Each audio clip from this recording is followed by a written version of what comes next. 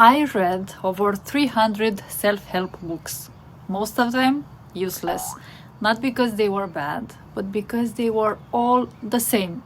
Same advice, different covers, a flood of motivation that fades before dinner. And still, these three books weren't just helpful, they were transformational, and they helped me recognize the devil within, reconnect with my body's wisdom, and reclaim my responsibility and power. So in this video I'm going to share these three life-changing books and their practical lessons that will instantly change how you approach life. Let's start with a book that reads like a psychological thriller and changed the way I look at self-doubt forever.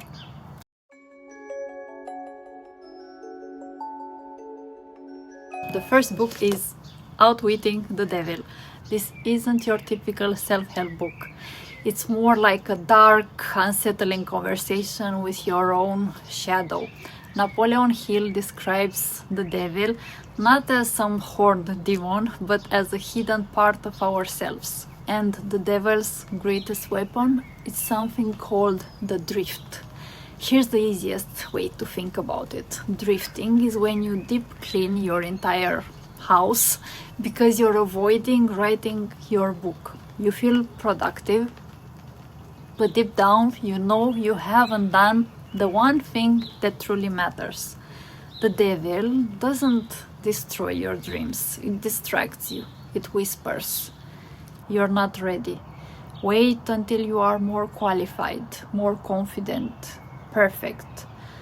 The devil doesn't need to defeat you straight away. It just needs to make you hesitate until your dream slowly fades away. Let me tell you a quick story to show you exactly how this works. It took me years to finally start my YouTube channel. Not because I didn't want to, but because I believed I wasn't ready. I kept telling myself, just one more book, just one more training. Wait until your voice sounds better, until your apartment looks nicer and you feel less scared. But here's the truth behind those excuses. That was the drift. That was the devil, and I was falling for it. And finally, one day, I decided it was time. I set up the camera, adjusted the lighting, I hit record, and then I froze. A wave of shame rose in my chest, and I stopped recording, walked away, and cried. Reading Outwitting the Devil reminded me of Carl Jung's The Red Book, A Descent into the Human Psyche. Both books were hidden from the public for decades. Jung called these hidden parts of ourselves the shadow, and Hill's devil might be more commercialized, but it's no less accurate, and it forces you to confront the parts of yourself you would rather ignore. And when I read Outwitting the Devil, I realized how often I was drifting, scrolling, planning, doubting, never actually moving forward. So I made a new rule for myself. When in doubt, move. Because confidence doesn't come before action, it comes from action. And that moment when I cried during my first recording session, that broke something open for me, and I finally connected the dots and saw the drift for what it was: fear, self-doubt in disguise. And I made a promise to myself: from now on, I move before I feel ready, because the longer you wait to feel ready, the more your dreams begin to decay. But how do you apply this to your own life? Here's how to break the cycle of drifting right now. Step 1. Identify your drift. Ask yourself, where in my life am I waiting to feel ready? And use prompts like I can't, I always, someday, when I finally. Write down the areas where you keep preparing, researching, overthinking, but not acting. And don't overthink, just be honest. And step 2, ask yourself, what story am I telling myself that is keeping me stuck. And start with the story in my head is ... Bringing awareness to the drift is the first step toward breaking it, which brings us to the next big problem. You can understand the devil in your head and still feel completely stuck in your body.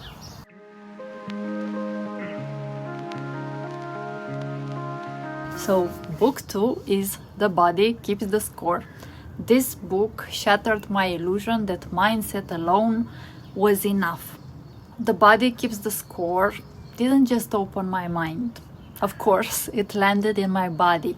It made me realize something I had spent years avoiding, that I was using my mind not to understand myself, but to protect myself, from discomfort, tension, from the tightness in my chest that never quite went away. When you've been through something overwhelming, even if you don't remember it as trauma, your body does. And most of us have been taught to ignore it, numb it, or hide from it. That's the cost of survival. But it's also what keeps us stuck. But your body always remembers, and the longer you suppress what's trying to tell you, the more disconnected and dysregulated you become.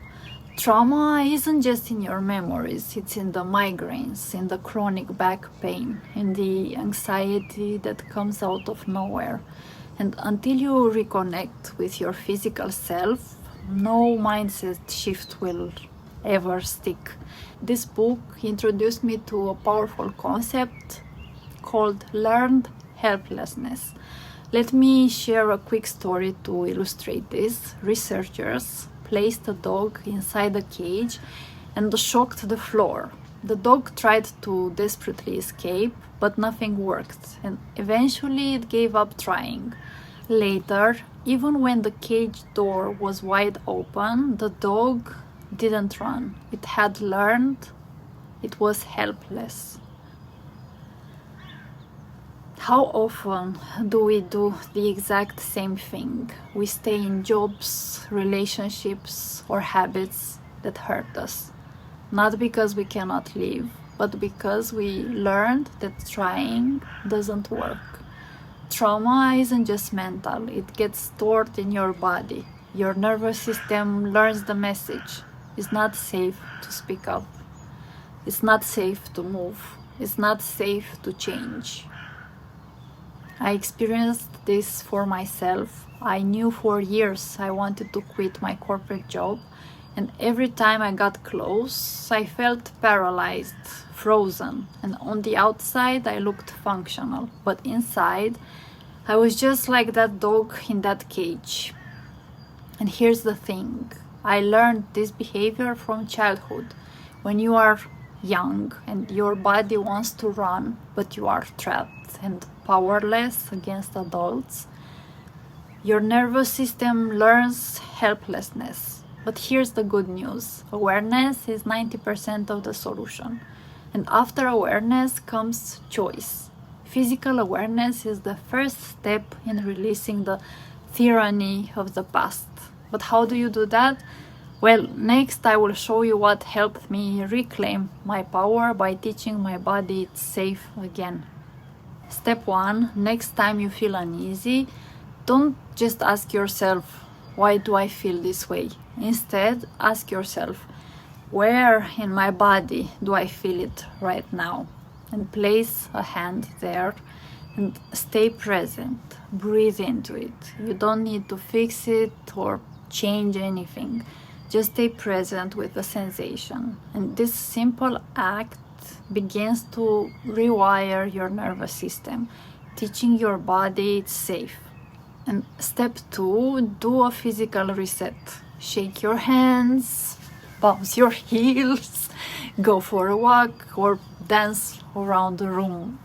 Your body isn't betraying you, it's protecting you. And now you are teaching it a new way to feel safe. But realizing that the pain of the past lives in your body can feel heavy. Just being aware doesn't always bring relief. It can bring sadness, frustration, or even shame. And that's why the next book hit me so hard. It doesn't just talk about healing the past, it changes how you rewrite the meaning of it. And it delivered the most empowering and uncomfortable truth of all.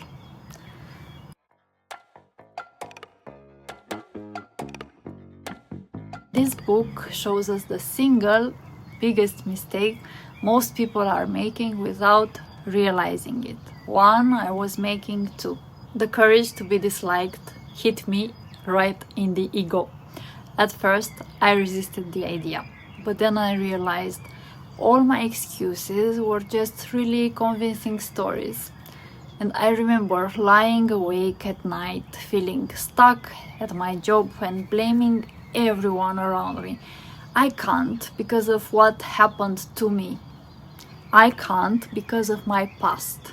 They are doing this to me. But here was the uncomfortable truth. Part of me was secretly benefiting from being stuck. My payoff was getting to feel right, and I got the confirmation to my core belief that the world was unsafe, that authority figures were unfair, that none of this was ever my fault. So, what's the biggest mistake most people make? They blame others or their pasts for their current situation. Inspired by Adlerian psychology, the courage to be disliked flips cause and effect upside down. You are not defined by what happened to you. You are defined by the meaning you give it. And if you are stuck right now, it's because on some level you are choosing to stay stuck. And on this channel, we don't play the victim. We take responsibility, not to blame ourselves, but to reclaim our power. But how do you do that? How do you stop living from the past and start reclaiming your future? Next, I will show you how to shine a clear light on the stories holding you back so you can finally step into your full potential. Here's where your power begins. In book 1, you named the drift. In book 2, you reconnected with your body. So now it's time to reclaim your life. Step 1, revisit the area where you are drifting and complete this sentence in your journal. If my past no longer defined me, I would ... And step 2, ask yourself, what small, bold step can I take today from this place of responsibility? And then do it. Send the email, make the call, post the thing, because the cure for drifting isn't waiting. It's movement, it's choice, it's action, it's you showing up for the life you want. This is what freedom really is. It's not in your past, it's in the choice you make right now. Please share in the comments which lesson resonated with you most. And if you are tired of consuming advice and ready to integrate it, this channel is for you. The thing is, you can read every book in the world, but if you're still stuck in hidden patterns, it won't matter. So that's why in the next video I will show you the 3 toxic habits silently draining your mind, your body, and your emotional energy, and how to break them for good. Watch it now and take the next step in your transformation.